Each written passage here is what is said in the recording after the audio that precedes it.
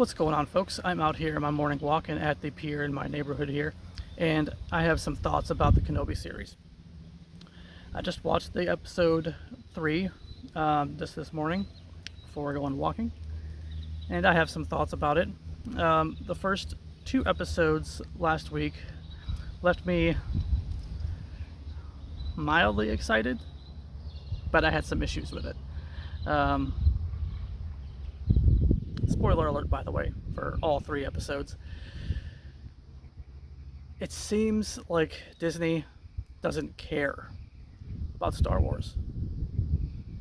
It seems like they don't care about staying true to what Star Wars was. And that's not new news. They've been doing that for a long time, pretty much the entirety of the time that they've had the ownership of it. Starting with the decanonization of all the Legends stuff, all the books and the video games. They say, nah, doesn't count. Oh well. It's frustrating because a lot of that stuff was good, and a lot of the new stuff isn't. The issues I've had with the first few episodes were a lot of it just doesn't make sense. First of all, I love any content with some of my favorite characters from Star Wars. At least I potentially love any content. The execution for this so far, I'm just going to speak off the cuff, and this is not scripted or anything. I'm just going to share my thoughts. They're making Obi-Wan look like an old fool. They're giving him the Luke Skywalker treatment. They're killing the past, they're letting it die. And that's what they said they were going to do. Disney is embracing that. They disrespect the original trilogy. They even disrespect the prequel trilogy. And I have just come to disregard the Disney trilogy as expensive fan fiction. I have put it into the category of doesn't count for me, basically. As far as I'm concerned, I make my own canon. This is Andy canon. Andy canon doesn't include the sequel trilogy, the Disney trilogy. It basically includes anything that I like. Anything I do like is part of it. Anything I don't like isn't. So, sorry, Disney, you did that to yourself by making shit, basically. Some of it's okay. There's some occasional aspects of it that are okay, but anyway, maybe this is not a Disney rant. This is talking about Kenobi. So they made Kenobi look like an old fool, and I guess there's an argument there, meaning he's out of practice. But you don't just change who you are after 10 years of being in hiding. I mean, sure, he's not used to using the Force, I guess, and he has to he's like rusty at it, but it doesn't mean he's an idiot now. He's basically just an old fool. They're giving him the Luke Skywalker treatment.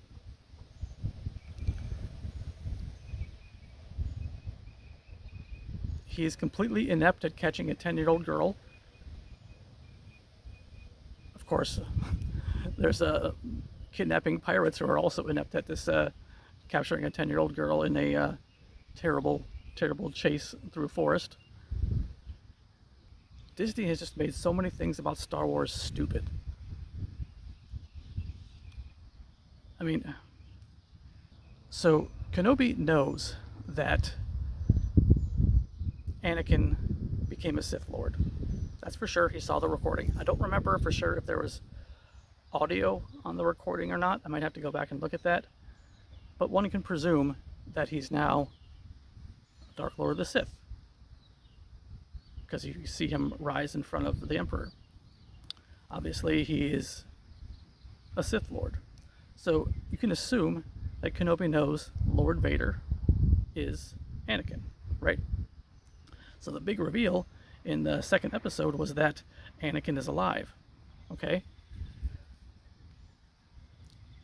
In 10 years of sitting and going to the store in Mos Eisley or Mos Espa or whatever the town is in Tatooine that they go to, and going to the store, he never hears about the Emperor or the Empire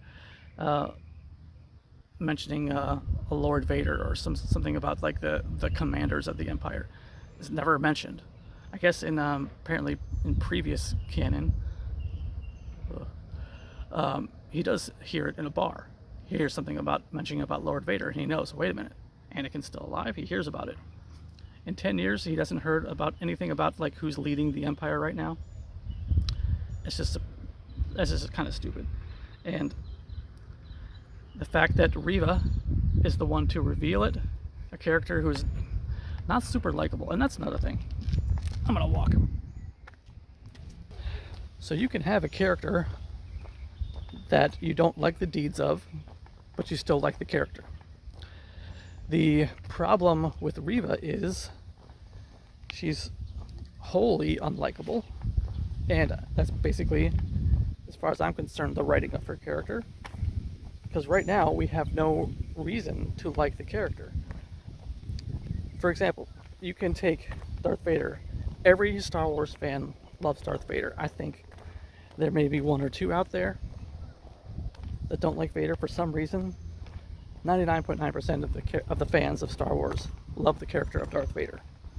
You can like a character that is a bad guy. You can appreciate the motivation of what they do, and you can enjoy the character that is a bad guy, but you don't like the deeds that they do. You don't like sometimes their actions. But it's okay to love an awesome villain character because there's a reason to. Everybody loves Vader, and you know why you love Vader. You just can't help not to. When it comes to Reva, I don't see anything awesome about her.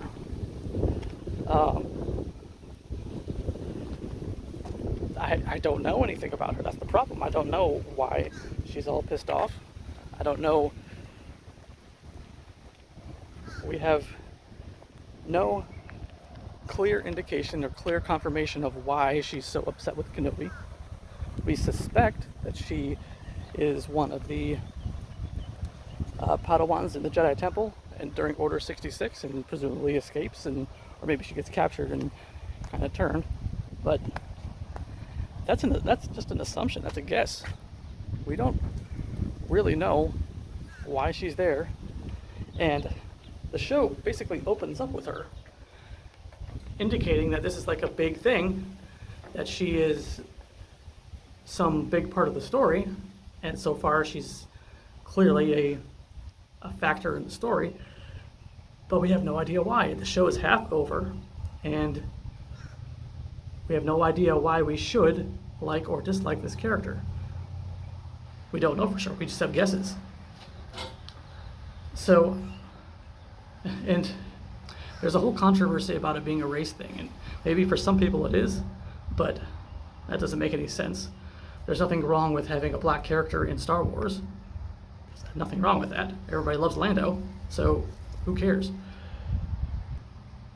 I don't think it's an acting thing. I don't think she's a terrible actress, because you can, if you've seen like interviews with her, you can see the difference of her in acting in real life, and like on Instagram or in interviews. I guess she's as much real life as that is. Who knows how they act in real life alone, but you can see a clear difference between the mannerisms and the dialogue of the character and the person playing it in quote-unquote real life. If that Instagram or Facebook or interviews is real life, or the closest thing we have, I guess, without knowing the person personally. So I don't think it's an acting thing. Of course, my acting quality radar is not good. I can tell you if someone is a horrible actress or actor, but I don't have a sensitive enough acting radar to tell you if someone is just not great or acting is super good. I can tell if something is super great or super bad, and I can't tell otherwise. I don't have an acting radar to be able to tell you how bad an acting job really is. But I can tell the difference between that character and the person in interviews is a clear difference. You know, one is clearly a character, one is clearly a person. So I don't think it's an acting thing. I think there's at least some decent quality of acting according to my radar, my detection. It's not an acting thing, it's a writing thing. This character is, I got nothing for her, you know? All she does is just kind of like yell at people. Don't know why, not for sure, we suspect, but we shouldn't be relying on our suspicions halfway through the show. We should know why she's so upset, why she doesn't like Kenobi, and we can proceed with that information. But we don't, I got nothing. So it's like, we just don't care. If she were to be like killed in the next episode, I'd be like, oh, okay. I have no reason to care about her because the writing is not there. I do have reason to be upset about writing for other characters that we know, such as Kenobi. Kenobi was, maybe they're trying to say that the death of Anakin basically was such a destroying factor in his life that he's just a broken man. That makes sense. You mean he's a broken man, but is he just going to be a stupid old fool who can't chase down a 10-year-old girl when he's there specifically to save her?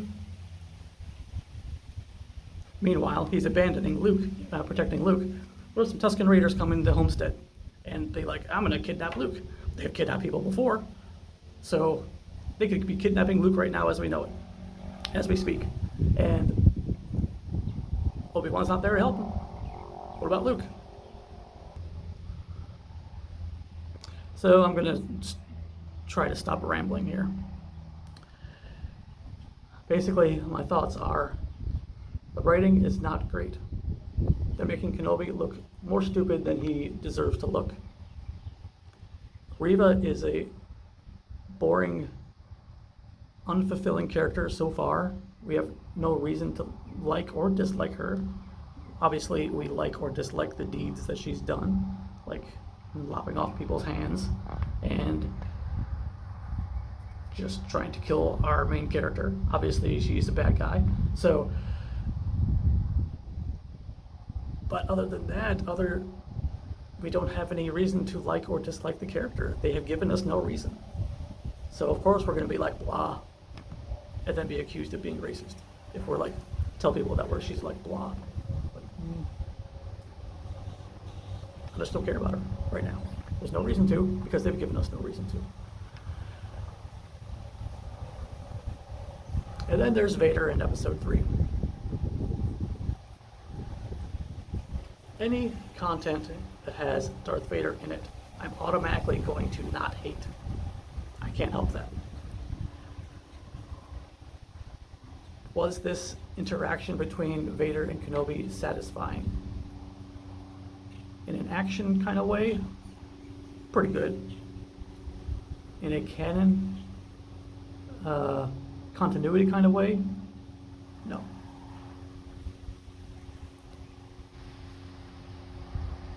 The line in episode 4 that specifically Vader says, when last we met, I was but the learner, now I'm the master. That for 40 years now has indicated this is the first time they've seen each other since their duel. Or since their last parting was, long ago. And all indication and realistic suspicions is that they haven't seen each other for many, many years. And it was when Anakin was still learning from Obi-Wan. Clearly, that's not the case in this episode of Kenobi. He's clearly the master of Kenobi during this episode. In no way would Vader consider himself the learner at that time. So that's just stupid slap in the face for continuity. Vader toying with him, with putting him in the fire. Maybe there's some revenge there.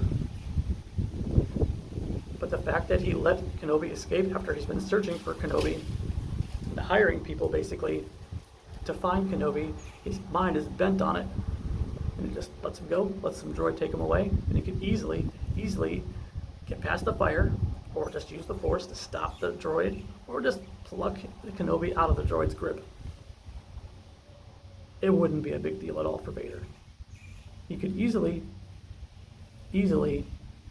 keep Obi-Wan there. There is nothing stopping him from keeping him there. It's Vader. Basically, the point is nothing could stop Vader from getting what he wants right there. So let's assume he does want Kenobi to escape. Why? To torture him? To make him feel bad for a long time? It just doesn't make sense. It doesn't make sense. It's hard for me to dislike any sort of content that includes Vader. But this gets close.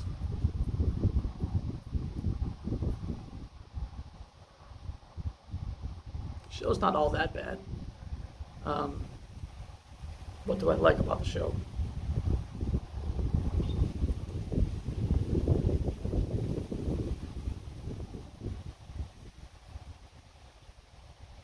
The fact that Star Wars exists.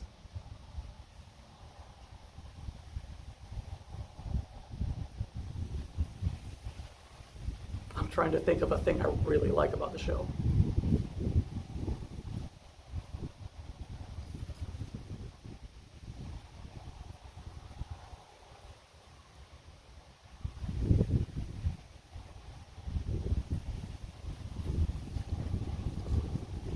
They have the same actors. That's good.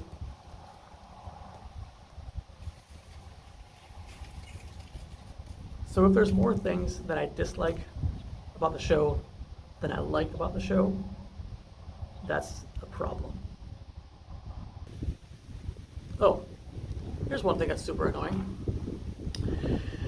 When Kenobi and Leia are getting off the little skiff at the checkpoint for the Imperials, they take out all the Imperials, and he destroys the probe droid, takes out the Imperials, and like, oh, we got to escape.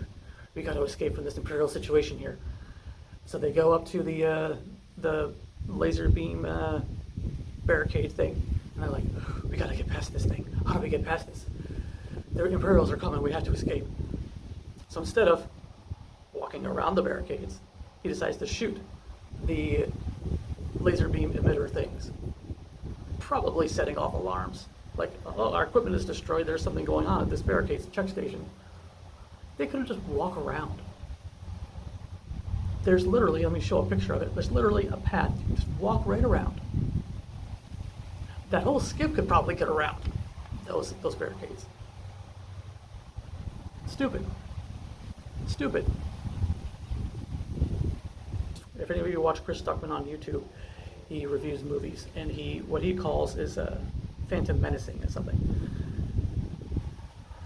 When people first went to go see The Phantom Menace, they were like, oh, like, yes, loved it. And Star Wars, by default, you have to love it if you love Star Wars. It's hard to see the flaws right away for some people. And I'm one of those people who it's hard to see the flaws right away. I sometimes have to get certain flaws pointed out to me, and I'm like, you know what, I agree. I agree with that.